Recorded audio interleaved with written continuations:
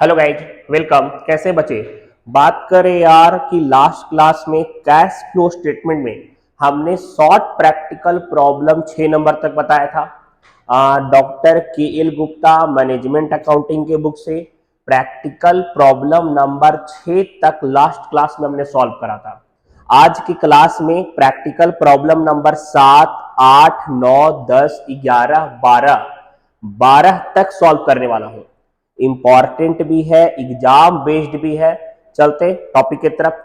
एक चीज और रिक्वेस्ट है यार, जो लोग वीडियो को वॉच कर रहे हैं, देख रहे हैं बच्चे, तो यार लाइक शेयर और सब्सक्राइब कीजिए। ज्यादा से ज्यादा फ्रेंड को शेयर करें। अगर आप हमारा वीडियो आपके लिए इंपॉर्टेंट है, लग रहा है कि हम जो पढ़ा रहे वह स्टूडेंट्स के हेल्प के लिए है, तो सपोर्ट करें यार, शेयर कीजिए ज्यादा से ज्यादा। चलते टॉपिक की तरफ, ध्यान दीजिएगा। यह देखिए आपके स्क्रीन पे प्रैक्टिकल प्रॉब्लम नंबर 7 और 8 दिख रहा है। प्रैक्टिकल प्रॉब्लम नंबर 7 और 8 दिख रहा है। अब देखिए बच्चे, यह प्रैक्टिकल प्रॉब्लम 9 नंबर और 10 नंबर दिख रहा है। यह चारों क्वेश्चन बताने वाले एक बार में 7, 8, 9 और 10। 9 और 10 अब दिख रहा है आपको, राइट डाउन कर लीजिए। अगर बुक है केएल गुप्ता का तो आप वहां से देख लीजिएगा। चलिए सॉल्व करते हैं, ध्यान दीजिएगा। यह देखिए क्वेश्चन नंबर 7, 8 और 9 बताए, एकदम सावधानी से और एकदम स्लोली समझिएगा। देखिए 7 नंबर में आपका कैश आपका ऑपरेटिंग एक्टिविटी निकालना था, तो यहाँ पे आपका 2021 का प्रॉफिट दिया हुआ था 22,500, लेकिन 2020 में आपका प्रॉफिट था 10,000 का। मतलब net profit during the year आपका 12,500 का निकला। क्लियर? अगर प्रोविजन फॉर टैक्स दिया हुआ है, ठीक है, और ड्यूरिंग द ईयर यहाँ प्रोविजन फॉर टैक्स दिया हुआ था क्वेश्चन में, तो प्रोविजन फॉर टैक्स को हम लोग ऐड कर दिए। डिफर टैक्स लाइबिलिटी, एक तरह से लाइबिलिटी आपका इंक्रीज कर रहा है, तो यहां भी आपका इनफ्लो हो रहा है। ट्रेड पेबल वाले में देखिएगा करेंट लाइबिलिटीज होता है, और ट्रेड पेबल आपका डिक्रीज कर रहा है। रूल के हिसाब से क्या बताए थे कि अगर आपका लाइबिलिटीज डिक्रीज करेगा तो कैश का आउटफ्लो होता है, तो यहाँ पे 6,500 का आउटफ्लो हो गया। इन्वेंट्री करेंट एसेट्स होता है, और करेंट एसेट्स अगर आपका इंक्रीज करेगा तो कैश का आउटफ्लो होता है, अगर डिक्रीज करता तो इनफ्लो होता। तो यहाँ पे यह भी आपका इंक्रीज कर गया है, तो यह आपका आउटफ्लो हो गया। एक चीज थोड़ा समझिएगा, आपके क्वेश्चन में डिवेंचर के आगे परसेंटेज नहीं लगा है, थोड़ा कंफ्यूज, 6% होता है, ठीक है। तो डिवेंचर आपका था रिटर्न 15,000 का, और 15,000 का 6% 900 रुपया, और यह आपका इंटरेस्ट डिविडेंड ये सब आपका मतलब आता है एक तरह से नॉन ऑपरेटिंग वाले में आता है ना, तो हम उसे ऐड कर देंगे। तो 900 इंटरेस्ट और डिवेंचर ऐड कर दीजिएगा। आपका answer cash inflow from operating activity 5,900 का आ गया, ठीक है। यह शॉर्ट क्वेश्चन 7 नंबर कंप्लीट। चलिए 8 नंबर में चलते हैं। एडिशनल इंफॉर्मेशन में आपका दिया हुआ था इस क्वेश्चन में कि net profit during the year 1,75,000 का। क्लियर? प्रोविजन फॉर टैक्स दिया हुआ है 16,500 का। प्रीलिमिनरी एक्सपेंस हम लोग ऐड करते हैं। डिप्रिसिएशन नॉन कैश आइटम में हम लोग ऐड करते हैं। Loss on sale of assets अगर रहेगा, जिससे क्या होगा, अगर एसेट में लॉस हुआ और हमने बिजनेस के लॉस में शामिल कर देंगे तो बिजनेस का ऑपरेशनल प्रॉफिट कम हो जाएगा। तो सही करने के लिए ऐड करेंगे ना, तो यहाँ पे हमने ऐड कर दिया। Provision for doubtful dept, provision for doubtful डेप्ट भी हम लोग ऐड करेंगे। Any provision reserve.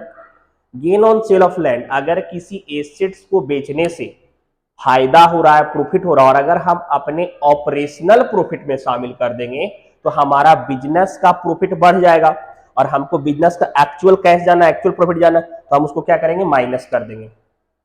Defer tax liabilities आप लोग यहां पे माइनस कीजिएगा, हट रहा था वैल्यू। ट्रेड रिसीवेबल का वैल्यू इंक्रीज करा था। ट्रेड रिसीवेबल करेंट एसेट्स होता है, और करेंट एसेट्स का वैल्यू इंक्रीज करेगा तो कैश का आउटफ्लो माइनस करेंगे। ट्रेड पेबल का वैल्यू यहाँ पे बढ़ रहा था, और अगर करेंट लाइबिलिटीज का वैल्यू इंक्रीज करेगा तो कैश का इनफ्लो होता है, हम यहाँ पे प्लस कर दिए। टैक्स पेड करा था ड्यूरिंग द ईयर में, टैक्स पेड करा, कैश का आउटफ्लो होगा ना, तो यह 18,750 माइनस कर देंगे। अगर कैलकुलेट करेंगे तो 1,89,375 यह हमारा cash inflow from operating activities निकल जाएगा। क्लियर, यह 8 नंबर कंप्लीट हो गया।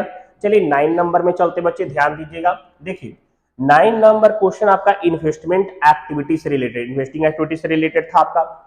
यहाँ पे आपका कह रहा था कि 34,000 का, यहाँ पे बैलेंस विडी इन्वेस्टमेंट का 34,000 था।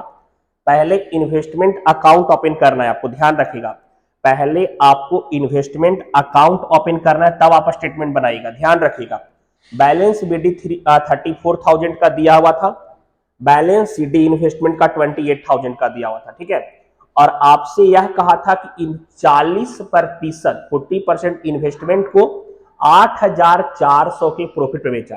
प्रॉफिट जो होता है हम लोग डेबिट साइड में लिखते हैं, यहाँ पे लिख दिया 8,400 प्रॉफिट, क्लियर। अब यहाँ पे समझिएगा 40%, तो 34,000 का 40% आपका हो जाता है 13,600, और प्रॉफिट था 8,400, मतलब यह दोनों जोड़ करके आपका टोटल बेचा जो है बैंक में वैल्यू 22,000 का आ गया।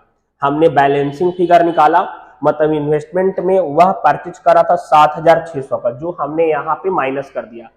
तो टोटल इनफ्लो इन्वेस्टमेंट से और जो आउटफ्लो है उसको माइनस किए, तो प्लस में आंसर है, तो net cash inflow from investing activity 14,400 का निकल गया, क्लियर। यह आपका 9 नंबर तक सॉल्व हो गया। चलिए 10, 11, 12 आज सॉल्व करते हो, ठीक है, ध्यान दीजिएगा।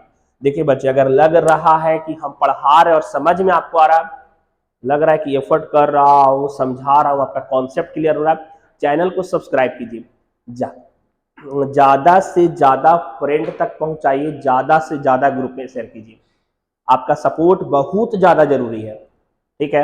एग्जाम में बहुत सारे लोगों का हेल्प भी होगा, फ्रेंड्स को शेयर करना बनता है। चलिए आगे चलते हैं, ध्यान दीजिएगा। हाँ बच्चे, यह देखिए कि आपका यह स्क्रीन पे प्रैक्टिकल प्रॉब्लम नंबर 10, 11 और 12, 10, 11, 12 दिख रहा है, राइट डाउन कर लीजिए। क्वेश्चन नंबर 10, 11 और 12, ठीक है, राइट डाउन कर लीजिए, इसे सॉल्व करने जा रहे हैं। चलिए ध्यान दीजिएगा, सॉल्व करते हैं। हाँ बच्चे, यह देखिए आपका मैंने 10 नंबर, 11 नंबर और 12 नंबर था, ठीक है। आपका 10 नंबर इन्वेस्टिंग एक्टिविटी से रिलेटेड था, क्लियर। तो यहाँ पे आप सबसे पहले स्टेटमेंट बनाने से पहले आप अकाउंट ओपन कर लीजिएगा। एक चीज का ध्यान रखिएगा, अगर किसी एसेट्स पे डेप्रीसिएशन दिया हुआ रहेगा, एक्यूमुलेटेड डेप्रीसिएशन रहेगा, तो सबसे पहले आप उस एसेट्स का अकाउंट ओपन कीजिएगा इन्वेस्टिंग एक्टिविटी में खास करके, क्लियर। मशीनरी वाले में देखिए आपका बैलेंस बीडी 8 लाख का दिया हुआ था, बैलेंस सीडी 8,40,000 का दिया हुआ था। एक्यूमुलेटेड डेप्रीसिएशन आपके क्वेश्चन में एकदम चिल्ला चिल्ला के बता रहा है कि 48,000 का था, और जो प्लांट एंड मशीनरी बेचा वह 40,000 के था, ठीक है। अब देखिएगा कि आपका दिया हुआ है कि बुक वैल्यू इतना है और एक्यूमुलेटेड डिप्रिसिएशन इतना हुआ और इतना मैं बेच दिया, ये दिया हुआ है, आपका ध्यान रखें, हर क्वेश्चंस में जैसा देगा वैसा रह सकता है, ठीक है। तो आप यह देखिए कि डिफरेंस जब निकाले कि बुक वैल्यू इतना था, एक्यूमुलेटेड डिप्रिसिएशन उसको आप माइनस कीजिए। अब देखिए कि कॉस्ट क्या है एसेट्स का और बेचा कितना, मगर ज्यादा में बेचा है तो प्रॉफिट और कम में बेचा है तो लॉस। तो यहाँ ज्यादा में बेचा 8,000 का प्रॉफिट हो रहा था, मैंने डेबिट साइड लिख दिया। बैलेंसिंग किए तो कैश में आपका 1,20,000 डेबिट में आ गया, मतलब मशीन परचेज किया 1,20,000 का, नो डाउट। अब आगे कैश रिसीव फ्रॉम मशीनरी 40,000 का बेचा था और यहाँ पे 1,20,000 का मशीन परचेज किया था, तो यहाँ पे net cash used in investing activity 80,000 आ जाएगा। अगर आपका आंसर निगेटिव में आ रहा है तो cash used in investing activity, clear. दूसरा 11 नंबर में चलते, 11 नंबर में देखिए कैश रिसीव्ड फ्रॉम प्लांट आपका दिया हुआ था 4,000 का और कह रहा था सेल ऑफ लैंड, तो लैंड बेचा था और कह रहा था कि sold more than profit of 6,000। तो देखिएगा 20,000 से 10,000 हो गया और 6,000 प्रॉफिट, मतलब 16,000 में बेचा था, तो टोटल सेल ऑफ प्लांट 16,000 का। और प्लांट एंड मशीनरी का अकाउंट बनाए तो बैलेंस बीडी आपका 85,000, बैलेंस सीडी आपका 1,00,000 का था, क्लियर। डिप्रिसिएशन दिया हुआ था 5,000 का और कह रहा था कि बुक वैल्यू 6,000 और बेच दिया है 4,000 में, तो 4,000 बैंक में और 2,000 का प्रॉफिट एंड लॉस, क्लियर। तो बैलेंसिंग फिगर 26,000 यहाँ पे आया हमारा, तो 26,000 प्लांट एंड मशीनरी परचेज किए, कैश का आउटफ्लो हुआ और लॉन्ग टर्म इन्वेस्टमेंट का वैल्यू भी बढ़ रहा था, पिछले साल के कंपैरिजन में करंट ईयर में इंक्रीज हो रहा था। यह भी कैश का आउटफ्लो हो गया 6000 का। तो यहाँ पे माइनस में आंसर यहाँ भी आया, cash used in investing activity 12000 का हो गया। यह आपका कितना हो गया 12000। यह 11 नंबर क्वेश्चन कंप्लीट हो गया। 12 नंबर में देखिएगा जो फाइनेंशियल एक्टिविटी से रिलेटेड है, फाइनेंशियल एक्टिविटी से रिलेटेड है। अगर आपका शेयर जब आप इशू करेंगे तो मार्केट से पैसा आएगा, पब्लिक से, तो फंड का इनफ्लो। लेकिन अगर आपने share, debenture, long term finance अगर रिडीम्ड कम हो रहा है तो आपने पैसा वापस कर दिया तो कैश का आउटफ्लो होगा। कैश का क्या होगा आउटफ्लो होगा। तो यहाँ पे issue of share capital 2 lakh का दिया हुआ, मतलब आप डिफरेंस देखिए कि यहाँ पे 1 लाख से 3 लाख हो गया ना। तो यहाँ पे 2 लाख का इनफ्लो। रिडम्पशन ऑफ डिवेंचर, क्योंकि जो 10% वाला डिवेंचर था वो पहले 2 लाख मतलब 1 लाख का था, कुछ नहीं, नील दिख रहा है, तो यहाँ पे रिडम्पशन हो गया। 8% का डिवेंचर इशू कर रहा था 2 लाख का, क्लियर। फिर आपका इंटरेस्ट पेड कर रहा तो आउटफ्लो और डिविडेंड पेड कर रहा तो आउटफ्लो। तो यहाँ पे नेट आपका 2,47,000 निकल गया, 2,47,000 प्लस में आंसर आपका आएगा तो cash inflow from financial activity, cash inflow from financial activity, clear. यहां तक आपका कोई डाउट नहीं, राइट डाउन कर लीजिए बच्चे। एक चीज का ध्यान रखिएगा यार, जैसे बता रहे रेगुलर चलिएगा, प्रॉपर नोट डाउन कीजिएगा और सपोर्ट जरूरी है। नेक्स्ट क्लास में आपका 13, 14, 15, 16, 17, 18 कोशिश करूंगा कि जितने भी शॉर्ट क्वेश्चन है कैश फ्लो के वो सारे कवर कर दूं नेक्स्ट क्लास में।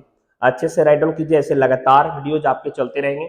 जूनियर्स को भी सजेस्ट कीजिए, जो आपके जूनियर्स देख रहे हैं, क्लियर, उन्हें भी सजेस्ट कीजिए कि सर का वीडियो देख लो, आगे भी हेल्पफुल है चैनल। आपका सपोर्ट बहुत ज्यादा जरूरी है, ठीक है।